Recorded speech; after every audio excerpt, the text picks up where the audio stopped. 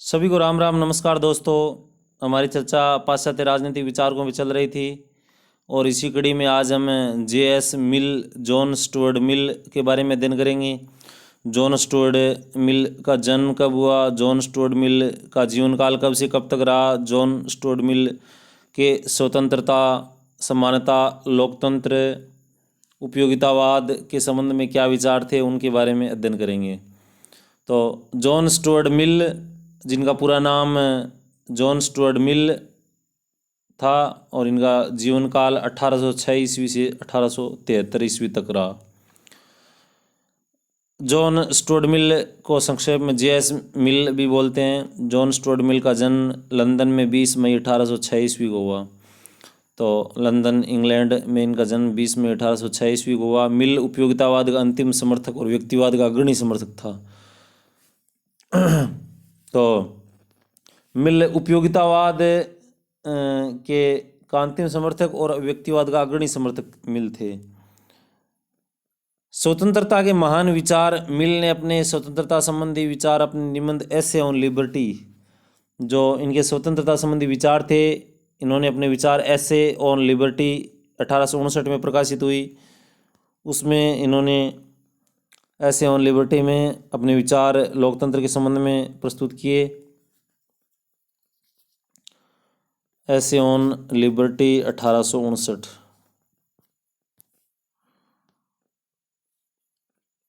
मिल ने लोकतंत्र का जोरदार समर्थन किया, यानी हम कह सकते हैं कि ये डेमोक्रेसी के समर्थक थे। मिल ने महिलाओं के प्रतिनिधित्व का जोरदार समर्थन किया, ये महिलाओं के प्रतिनिधित्व के भी समर्थक थे। मिल ने महिलाओं के प्रतिनिधित्व संबंधी विचार अपनी पुस्तक कंसिडरेशन ऑन रिप्रेजेंटेटिव गवर्नमेंट 1861 में जिसकी रचना हुई उनमें दिए इन्होंने।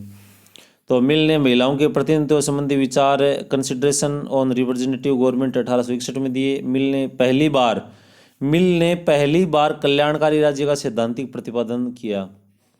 तो मिल ने पहली बार कल्याणकारी राज्य का सैद्धांतिक प्रतिपादन किया। मिल ने अहस्तक्षेपवादी राज्य के बजाय हस्तक्षेपवादी राज्य का समर्थन किया। इससे पहले हमने रूसो के बारे में अध्ययन किया। तो रूसो तो जो राज्य की शक्ति है वो असीमित, अदेय और शक्तिशाली मानते हैं, अविभाज्य। और इन्होंने राज्य के पास शक्ति तो होगी लेकिन उसमें हस्तक्षेप कर सकते हैं हम। तो मिल कल्याणकारी राज्य संबंधी विचार अपनी रचना, मिल ने जो कल्याणकारी राज्य संबंधी अपने विचार हैं वो अपनी रचना प्रिंसिपल ऑफ पॉलिटिकल इकोनॉमी 1848 में दिए। सेबाइन के अनुसार मिल पहला उदारवादी विचारक है। सेबाइन ने कहा कि मिल पहला उदारवादी विचारक है जिसने व्यक्ति और राज्य के मध्य समाज नामक तीसरे तत्व को खोजा।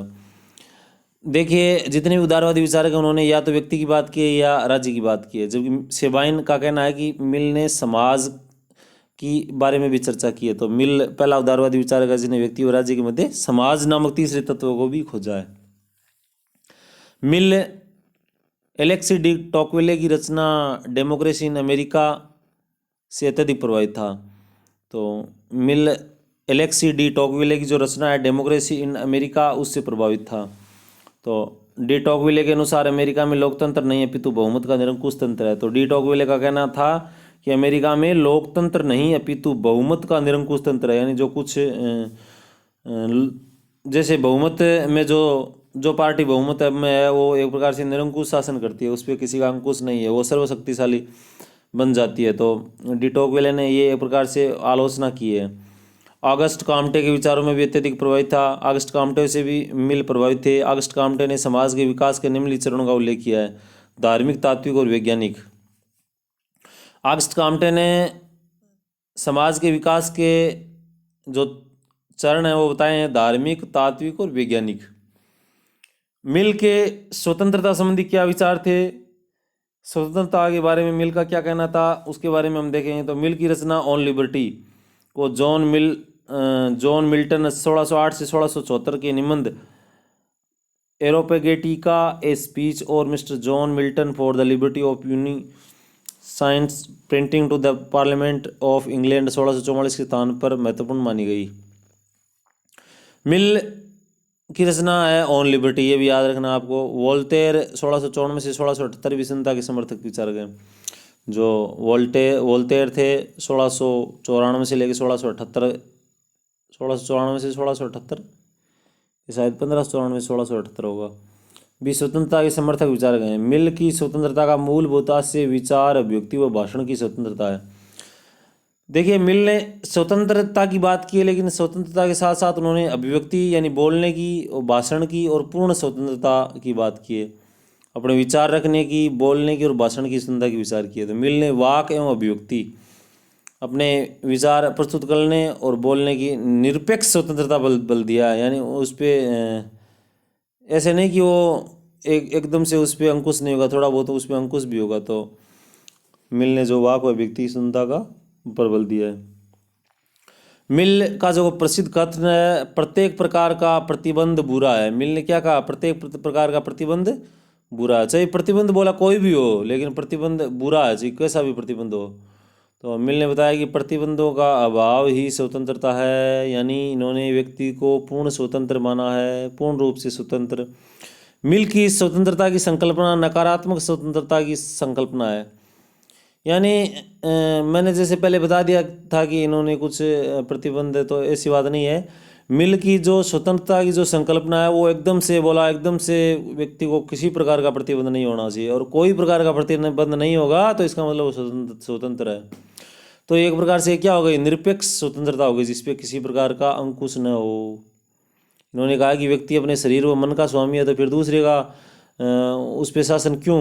इस प्रकार उन्होंने एकदम से निरपेक्ष स्वतंत्रता का विचार दिया है। उन्होंने कहा कि व्यक्ति का अपने शरीर व मन का स्वामी है। मिल ने क्या कहा? तो मिल के अनुसार स्वतंत्रता का हनन सबसे अधिक राज्य या सरकार नहीं, बल्कि बहुमत समाज करता है। यानी स्वतंत्रता का हनन जो समाज बहुमत में होता है, वो सबसे ज़्यादा करता है। अब स्वतंत्रता के पक्ष में क्या तर्क दिए हैं इन्होंने? जो स्वतंत्रता के पक्ष में तर्क दिए हैं वो ये है कि कोई व्यक्ति सत्य के ज्ञान का पूर्ण दावा नहीं कर सकता, अतः विचार विमर्श के द्वारा ही सत्य का ज्ञान होता है। यानी ऐसे कोई नहीं बता सकता कि हाँ भाई मैंने जो बोल दिया पूर्णतः सत्य है, या ये जो पूर्णतः सत्य है। जो आपस में जैसे विचार विमर्श करेंगे तभी सत्य का धीरे धीरे पता चलता जाएगा। एक व्यक्ति यदि समूची सभ्यता के खिलाफ बोले तो भी उसे चुप नहीं कराया जा सकता। चाहे मान लो पूरी सभ्यता है और वो झूठ बोल रही है, एक व्यक्ति सच बोल रहा था उसकी चलेगी, उसको चुप नहीं करा सकता। यही सच्ची स्वतंत्रता है कि पूरी सभ्यता भी एक व्यक्ति को चुप नहीं करा सकती, यही स्वतंत्रता है। तो स्वतंत्रता का दमन समूचे समाज को किसी विचार से वंचित कर सकता है। अगर हम व्यक्ति की स्वतंत्रता का हनन करेंगे, उनकी स्वतंत्रता को दबाएंगे, तो क्या है, उसके जो विचार हैं उनसे वंचित रह सकता है पूरा समाज। अब स्वतंत्रता पर प्रतिबंध की शर्तें अब इन्होंने स्वतंत्रता पर प्रतिबंध की शर्तें क्या बताई हैं? स्वतंत्रता पर प्रतिबंध लगाया जा सकता है जब आप दूसरे की सम्मान स्वतंत्रता का हनन करें। यानी आप किसी दूसरे की स्वतंत्रता का हनन कर रहे हैं तो उस पर प्रतिबंध लगाया जा सकता है। नागरिक कर्तव्य की भूमिका में होने पर प्रतिबंध लगाया जा सकता है। उदाहरण के लिए कार्य पर तैनात सिपाही, देश पर बाह्य आक्रमण के स्वतंत्रता को प्रतिबंध किया जा सकता है। यानी इन्होंने हालांकि निरपेक्ष स्वतंत्रता बताया है, लेकिन फिर भी इन्होंने कुछ एक शर्तें बताई हैं जिनके आधार पर अगर प्रतिबंध लगाया जाए तो हम उसे परतंत्रता नहीं स्वतंत्रता ही कहेंगे।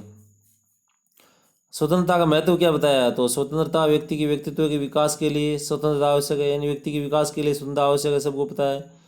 मिल है वो आदर्शवादी विचारक थे, जो हमबोल्ट उसके विचारों से प्रभावित हैं। अब प्रश्न आ सकता है कि मिल किन के विचारों से प्रभावित हैं? तो जो आदर्शवादी विचारक हमबोल्ट हैं उनके विचारों से प्रभावित हैं। और अगर किसी सभ्यता या समाज का विकास करना है तो भी स्वतंत्रता होनी अनिवार्य है। अब इन्होंने इनके साथ साथ इन्होंने कार्य की स्वतंत्रता भी बताई है। तो मिल ने व्यक्ति के कार्य को स्वयं परख तथा अन्य परख कार्यों के रूप में विभाजित किया है। इन्होंने जो व्यक्ति के काम है उनको दो भागों में बांटा, एक स्वयं परख और एक अन्य परख। अब स्वयं परख कार्य कौन से हैं? स्वयं परख कार्य, इन पर कोई प्रतिबंध नहीं लगाया जा सकता। जो स्वयं हेतु जो कार्य है उन पर कोई प्रकार का प्रतिबंध नहीं लगाया जा सकता, जो केवल स्वयं व्यक्ति के जीवन को प्रभावित करें। यानी जो व्यक्ति के जीवन को प्रभावित करें उन पर किसी प्रकार का प्रतिबंध नहीं लगाया जा सकता। उन्हीं कार्य को स्वयं परख कार्य कहा गया।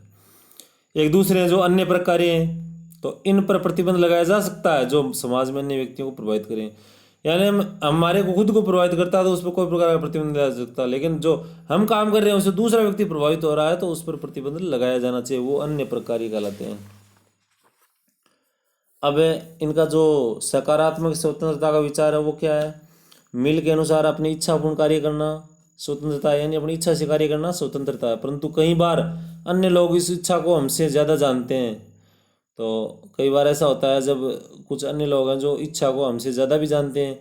तो मिल ने पुल का उदाहरण देते हुए कहा कि यदि पुल टूटा हुआ है तो अन्य व्यक्ति हमें पुल पार करने से रोक सकता है। तो ये उदाहरण दिया है कि कई बार हम क्या है कि हम खुद इतने विकसित नहीं होते, हमारी बुद्धि इतनी विकसित नहीं होती कि हम उस दूसरी चीज़ के बारे में जानते हो, पूरा जो हम काम कर रहे हैं उसके बारे में पूरा जानते हो। अगर हम एकदम से गलत कर रहे हैं तो दूसरा व्यक्ति हमें टोक सकता है, तो वो उसमें कोई ये नहीं होगा कि वो स्वतंत्रता का हनन है, वो एक प्रकार की सकारात्मक स्वतंत्रता है।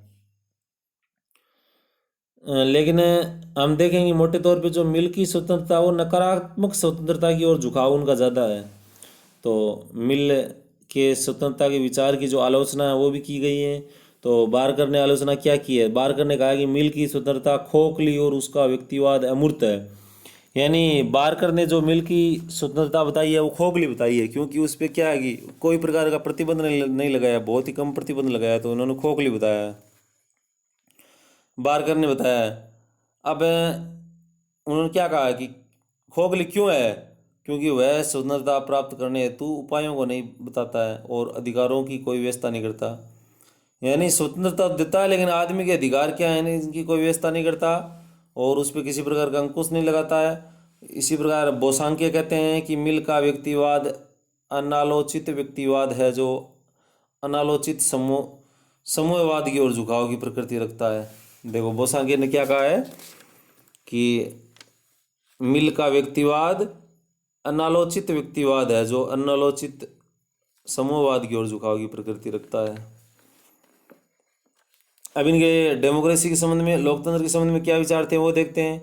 तो मिल के लोकतंत्र का विचार संसदीय या प्रतिनिधि लोकतंत्र का है। जो मिल का लोकतंत्र वही है जो वर्तमान में हमारे देश में चल रहा है, प्रतिनिधि लोकतंत्र। जबकि रूसो क्या बता रहे थे? प्रत्यक्ष लोकतंत्र बता रहे थे। वो प्रत्यक्ष लोकतंत्र के समर्थक थे और ये जो मिल है ये है संसदीय लोकतंत्र के समर्थक। इसे आजकल परिचर्चात्मक लोकतंत्र भी कहा जाता है, यानी इसको आजकल परिचर्चात्मक लोकतंत्र भी कहा जाता है। तो हम ऐसा भी कह सकते हैं कि रूसों के प्रत्यक्ष लोकतंत्र को नहीं मानता है, उसका समर्थक नहीं है ये, क्योंकि ये तो प्रत्यक्ष लोकतंत्र की जगह परिचर्चात्मक लोकतंत्र का समर्थन कर रहा है। उसने जो सबसे बढ़िया बात कही बेंथम ने, एक व्यक्ति एक मत की जो बात कही इन्होंने बेंथम की, उसको भी वो स्वीकार नहीं करता है। उसने बहुल मतदान का समर्थन किया, जिसका अभिप्राय है कि शिक्षित और सर्वशक्तिशाली व्यक्तियों को एक से अधिक मत प्राप्त होगा। यानी जो बेंथम का एक व्यक्ति एक वोट का जो सिद्धांत है उसका खंडन करता है। ये कहता है कि जो जो आदमी ज़्यादा बुद्धिमान है, जो ज़्यादा शिक्षित है, जो उसको ज़्यादा महत्व देना चाहिए। ये तो भाई सभी को बराबर बराबर होगा चाहिए, एक मूर्ख हो चाहिए एक विद्वान हो, सबके वोट का मूल्य बराबर माना है। तो ये उचित नहीं है। उन्होंने जो बेंथम का एक व्यक्ति एक वोट का मत थी उसको नकारा है। तो ये अलग अलग थिंकर्स के अपने अपने विचार होते हैं। उसने बहुल मतदान का समर्थन किया, जिसका अभिप्राय है कि शिक्षित और संपत्तिशाली व्यक्तियों को एक से अधिक वोट दिए जाना चाहिए।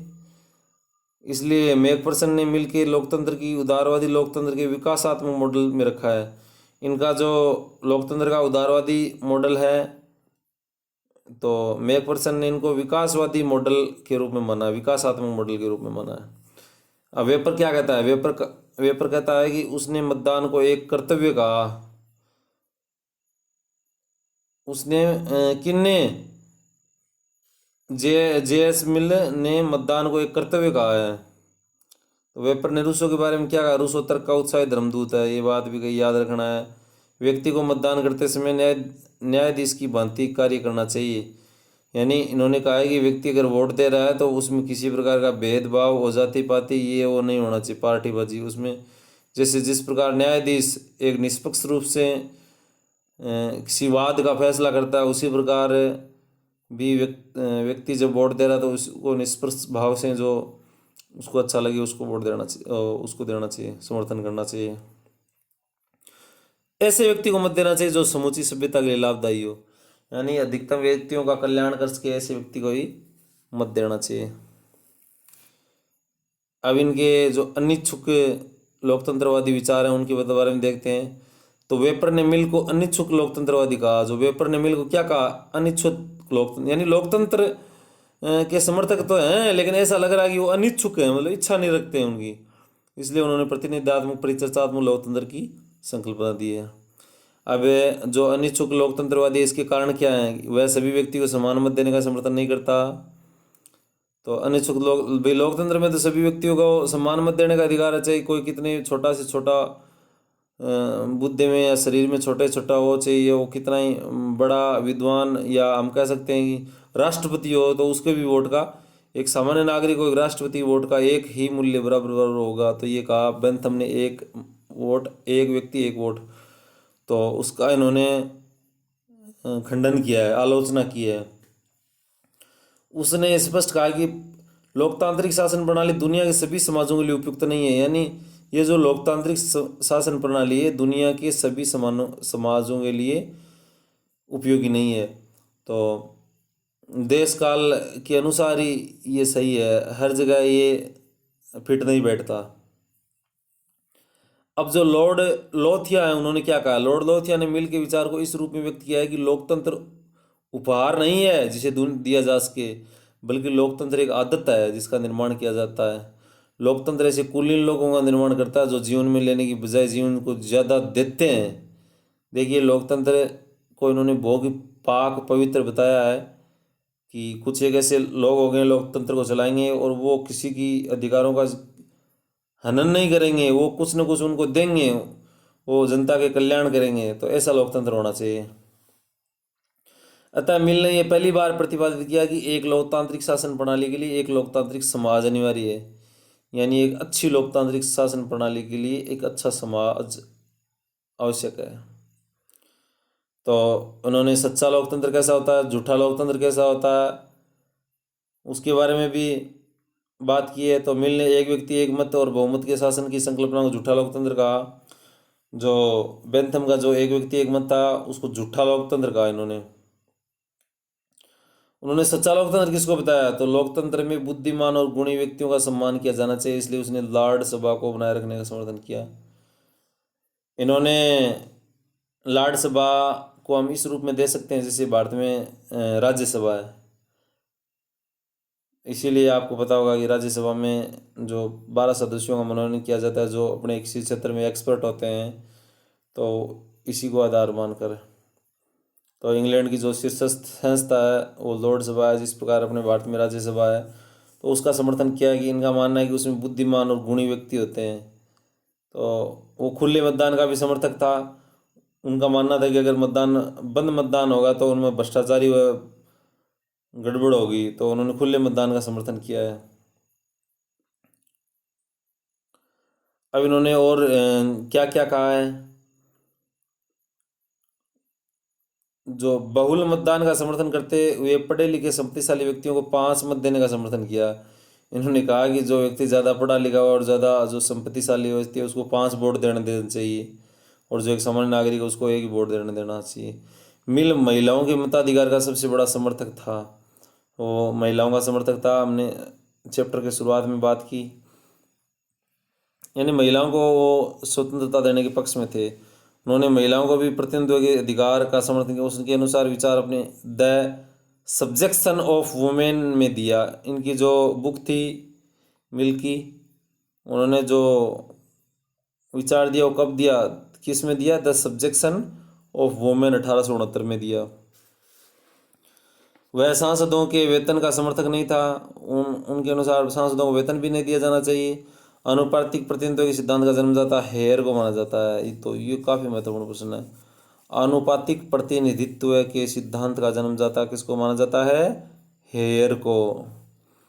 अब जैसा कि हमने शुरुआत में बात की थी, उपयोगितावाद के संबंध में इनका महत्वपूर्ण योगदान है। तो मिल का उपयोगितावाद क्या है उसके बारे में देखेंगे। तो देखिए, मिल को पहला व्यक्तिवादी और अंतिम उपयोगितावादी, ये हमने स्टार्टिंग में भी कहा कि मिल पहला उपयोगितावादी और अंतिम व्यक्तिवादी है। तो पहला व्यक्तिवादी इसलिए है कि उसने व्यक्ति के व्यक्तित्व के विकास का जोरदार समर्थन किया। इन्होंने व्यक्ति के व्यक्तित्व के विकास का बहुत समर्थन किया है। अंतिम उपयोगितावादी इसलिए है कि उसने अपने विचार का आरंभ उपयोगितावाद से किया, परंतु उसने उपयोगितावाद में संशोधन कर दिया, इसलिए उसको अंतिम उपयोगितावाद कहते हैं। यानी उन्होंने जो उपयोगितावाद का विचार दिया उसमें संशोधन कर दिया। अब उपयोगितावाद में क्या संशोधन किया गया तो देखते हैं। मिल ने बेंथम की उपयोगितावादी मान्यता का खंडन किया। जो बेंथम ने उपयोगितावाद का सिद्धांत दिया था उसका इन्होंने खंडन किया। उसने सुखवाद में गुणात्मक विभाजन कर दिया। जो बेंथम ने देखिए सुख की मात्रात्मक रूप में उन्होंने बांटा था। इन्होंने जो जो मात्रात्मक सुख के रूप में बेंथम ने बांटा था, मिल ने उसका उसमें थोड़ा उसमें गुणात्मक विभाजन कर दिया, गुणात्मक के रूप में बदल दिया। तो मिल ने बताया कि स्वतंत्र सुख दो प्रकार का होता है, एक तो नैतिक सुख और भौतिक सुख। तो मिल के अनुसार मानव होने का अर्थ है नैतिक सुखों की प्राप्ति करना है। बोला मानव होने का अर्थ क्या है, भौतिक सुख नहीं, जबकि नैतिक सुख प्राप्त करनी है। और सुख की बजाय उन्होंने माना कि स्वतंत्रता ज़्यादा महत्वपूर्ण है। मिल ने परंपरा, इतिहास व संस्कृति का भी ध्यान रखा। इसलिए वेपर ने क्या कहा है, ऐतिहासिक सापेक्षतावादी भी कहा है उनको। और बेंथम ने इतिहास, परंपरा और धर्म जैसे तथ्यों की अवहेलना की। जो मिल ने जो इतिहास संबंधी, परंपरा संबंधी और धर्म संबंधी जो भी तथ्य दिए उनकी उन्होंने अवहेलना की। किन्होंने की, बेंथम ने। मिल एक व्यक्तिवादी थे, इसके बारे में हम जानते हैं कि मिल को पहला व्यक्तिवादी और अंतिम उपयोगितावादी कहा जाता है। मिल ने पहली बार व्यक्ति के नैतिक विकास पर सर्वाधिक महत्व दिया। मिल ने सर्वाधिक महत्व किस पर दिया, व्यक्ति के नैतिक विकास पर। जबकि इसके चलते व्यक्तिवादियों ने व्यक्ति के भौतिक विकास पर बल दिया है। और व्यक्तिवादी भौतिक विकास पर बल देते, जबकि मिल है वो मिल नैतिक विकास पर ज़्यादा बल देता है और व्यक्तिवादी भौतिक विकास पर ज़्यादा देते हैं। मिल ने उदारवाद में क्या संशोधन किया उसके बारे में देखेंगे। तो मिल ने परंपरागत उदारवाद में परिवर्तन करते हुए सीमित राज्य, अहस्क्षेपवादी राज्य की संकल्पना को परिवर्तित कर दिया। जो सीमित राज्य और अहस्क्षेपवादी राज्य था उसको परिवर्तित किस प्रकार कर दिया। मिल ने राज्य द्वारा अर्थव्यवस्था में हस्तक्षेप का समर्थन किया, इंटरफेयर का समर्थन किया। मिल ने कहा कि राज्य की अर्थव्यवस्था में इंटरफेयर किया जाना चाहिए, कल्याणकारी राज्य का आधार रखा। मिल ने जो अपनी प्रसिद्ध रचना प्रिंसिपल ऑफ पॉलिटिकल इकोनॉमी 1848, मिल की प्रसिद्ध रचना कौन सी है, प्रिंसिपल ऑफ पॉलिटिकल इकोनॉमी 1848 में स्पष्ट रूप से स्वीकार किया कि समाज में सभी व्यक्ति अपने विकास की यात्रा समान रूप से प्रारंभ नहीं करते, अतः राज्य को अर्थव्यवस्था में इंटरफेयर करना चाहिए। तो जो जो इकोनॉमी से संबंधित, जो अर्थव्यवस्था से संबंधित इनके विचार थे वो कौन सी बुक में, प्रिंसिपल ऑफ पॉलिटिकल इकोनॉमी 1848 में। अब मिल के बारे में सेबाई ने क्या कहा है। तो सेबाई ने कहा कि उदारवाद का सबसे सफल संशोधन ग्रीन ने किया, जिसने व्यक्ति और समाज के बीच विद्यमान विरोध समाप्त कर दिया तथा ये कहा कि व्यक्ति एक सामाजिक प्राणी है। व्यक्ति एक सामाजिक प्राणी है, किसने कहा, ग्रीन ने, टीएच ग्रीन थे ना जो, उन्होंने। राज्य की संकल्पना, अब राज्य की संकल्पना क्या दी है मिल ने, तो मिल ने राज्य को यांत्रिक प्रकृति का बताया है। मिल ने राज्य को कैसा बताया, यांत्रिक बताया है। और रूसो ने कैसा बताया था, ऑर्गेनिक स्टेट बताया था। तो ये परिवर्तन भी याद रखना है।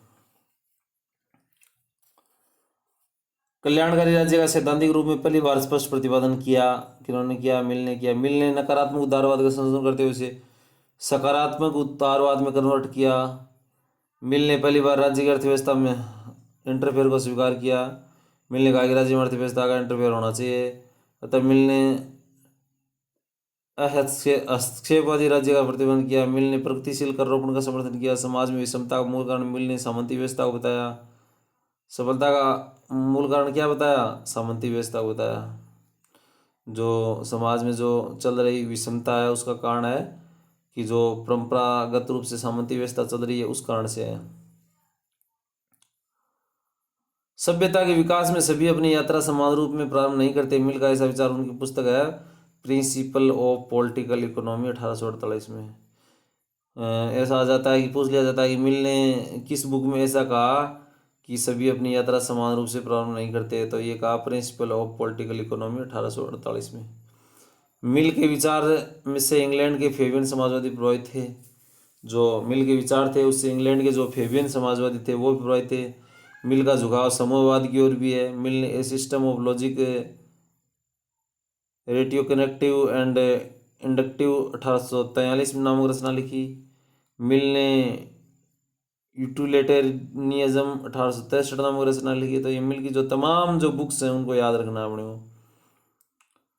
कौन सी बुक थे? यूटिलिटेरियनिज्म 1863। महिलाओं के उत्थान संबंधी मिल के विचार। अब महिलाओं के उत्थान संबंधी मिल के क्या विचार थे? तो मिल ने अपनी रचना द सब्जेक्शन ऑफ वुमेन 1869, मिल की जो रचना थी सब्जेक्शन ऑफ वुमेन 1869 में महिलाओं को सार्वजनिक क्षेत्र में समानता के लिए जोरदार तर्क प्रस्तुत किया। उन्होंने 3 एसे ऑन रिलीजन, धर्म पर 3 निबंध 1874 में लिखा। और उन्होंने मिल महिलाओं के उत्थान संबंधी क्या विचार किया? तो प्रयास किया। तो मिल ने महिलाओं को संपत्ति के अधिकार का समर्थन किया। बोला महिलाओं को भी संपत्ति का अधिकार मिलना चाहिए। मिल के अनुसार पुरुष और महिलाओं को बौद्धिक और नैतिक क्षमता में कोई भेद नहीं होता था।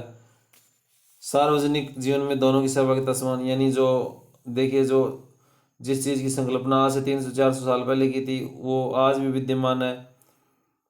आज भी हम महिला को पुरुष के समान नहीं मानते, और उन्होंने उस टाइम में बात की थी।